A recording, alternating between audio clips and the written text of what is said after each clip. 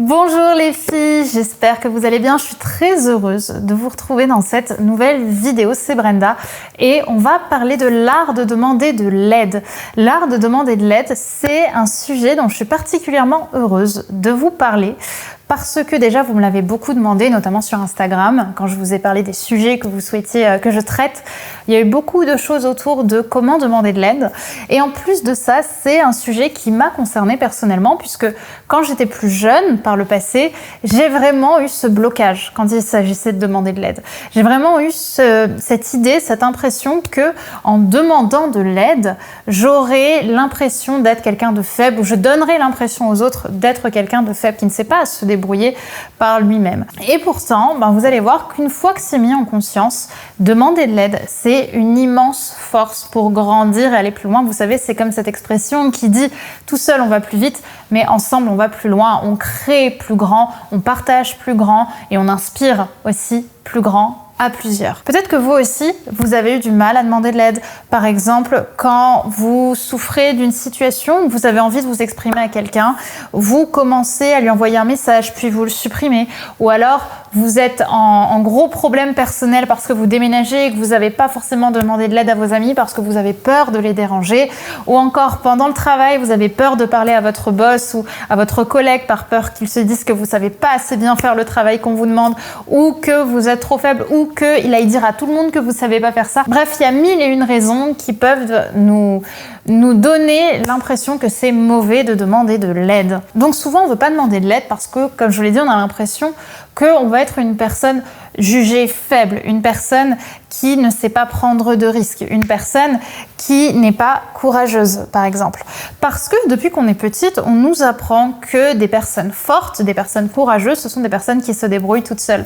Quand on regarde un dessin animé, c'est toujours le prince tout seul qui va venir combattre le dragon pour sauver la princesse. C'est toujours la princesse toute seule qui va se dépatouiller de la méchante reine, ou alors elle est aidée de petits animaux. Bref, on nous met dans la tête que des personnes fortes, ce sont des personnes qui se débrouillent toutes seules, et que si on ne sait pas le faire, c'est qu'on manque de courage ou de force. Et on en fait inconsciemment de cette définition la définition du courage. Alors qu'en réalité, et c'est là aussi pour moi tout le cœur, toute la beauté de ce sujet, est-ce que finalement le courage, ce ne serait pas plutôt la vulnérabilité? Parce que la vulnérabilité, elle demande bien plus de courage et d'humilité.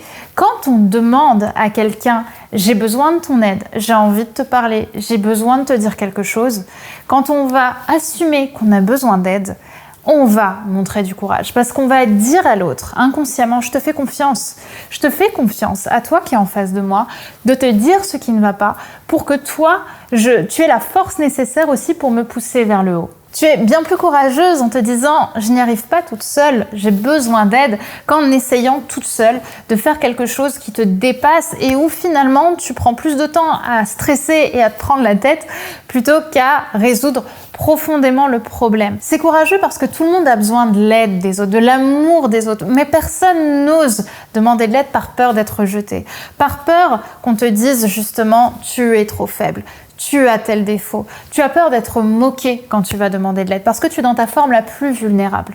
Mais ce que tu oublies peut-être, c'est que quand au contraire, tu es face à des personnes qui elles-mêmes vivent les mêmes expériences que toi et n'ont jamais osé demander de l'aide. Toi, en allant leur demander de l'aide, tu leur dis « je te fais confiance, j'ai plus de courage que toi » et ça forge l'admiration. Ça va faire que les autres vont se dire « cette personne a confiance en elle, cette personne me donne envie de me rapprocher d'elle parce qu'elle est vulnérable et que la vulnérabilité est une belle qualité. » Et souvent, ce qui va bloquer quand on veut demander de l'aide aussi, c'est comment est-ce que je fais? Comment est-ce que je fais pour oser demander de l'aide sans paraître faible? Et mon meilleur conseil, c'est tout simplement d'aller voir son chéri ou d'aller voir une amie ou du moins la personne à qui vous avez envie de demander de l'aide et lui dire « j'aimerais bien te parler de ce qui me rend pas très bien en ce moment ». Quand tu parles de ce que tu ressens et que tu dis « j'aimerais te donner quelque chose, j'aimerais te partager quelque chose qui me rend mal en ce moment », tu dis à l'autre « je t'aime ». Parce que tu lui montres, tu lui dis que tu lui fais assez confiance pour ça.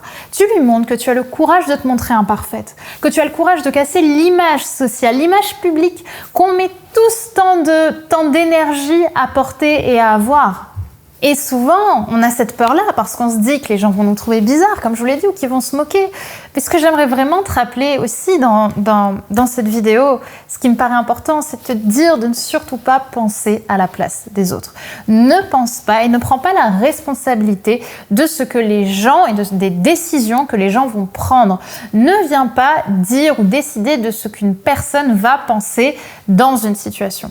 Dans le cas où tu vas parler à quelqu'un, la plupart du temps, on ne va pas oser le faire parce qu'on va se dire qu'il va imaginer ça, qu'il va se moquer de toi. Mais là, tu prends la responsabilité de ce que la personne va penser. Et ça, ce n'est pas ton rôle. Ça, c'est se sentir au-dessus des autres, que d'essayer de penser à la place des autres, de décider à la place des autres.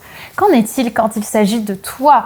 Toi, viens prendre cette décision intérieure d'oser aller demander. Le reste ne dépend pas de toi. Le reste, c'est l'autre qui va prendre sa propre décision dans sa propre responsabilité parce que c'est un adulte ou une adulte et que lui-même va décider d'avoir la réaction qui lui semble la plus propre à lui-même. Et parfois, tu verras, tu seras extrêmement étonné parce que tu vas te rendre compte que les gens tiennent vraiment à toi et qu'ils vont au contraire être très touchés d'avoir cette demande-là. Donc tu l'auras compris, c'est important d'aller chercher la réaction de l'autre et de ne pas seulement l'imaginer ou de te faire un film interne. Va vraiment la chercher. Va vraiment te dire, tiens, qu'est-ce qui se passerait si j'y allais et y aller et aller vérifier ce que tu pensais. Parce que c'est normal parfois d'avoir peur, d'avoir des doutes. Le cerveau aime ça. Il aime bloquer quand quelque chose va nous sortir de notre zone de confort. Mais va aller vérifier ce que tu penses. Va voir si la personne va vraiment agir comme ça.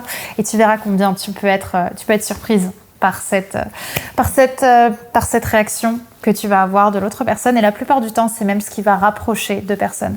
Donc oui, dire à l'autre « j'ai besoin d'aide », c'est lui dire « je te fais confiance ». Dire à l'autre « je te fais confiance », c'est lui dire « je t'aime ». Donc voilà, mesdames, pour cette vidéo autour justement de l'art de demander de l'aide. J'espère que vous aurez compris les conseils. N'hésitez pas, si vous le souhaitez, si vous estimez que cette vidéo peut servir à quelqu'un, à la partager évidemment sur vos réseaux sociaux. Et bien sûr, n'hésitez pas évidemment également à me suivre sur Instagram pour avoir tout un autre travail autour du développement personnel, de la confiance en soi, puisque je vous fais des posts au quotidien, comme vous le savez, et à découvrir une autre partie de mon travail avec les backups, les équipes, comment on fonctionne, comment on travaille les sujets, et avoir des petits posts au quotidien sur le développement personnel et suivre d'une autre façon toute l'aventure Brenda Boukris et avancez vous-même dans votre mouvement, dans votre vie et dans ce travail que j'essaie tant de créer et cette communauté que j'essaie autant de fédérer. Je vous remercie d'avoir regardé cette vidéo et je vous dis à très vite.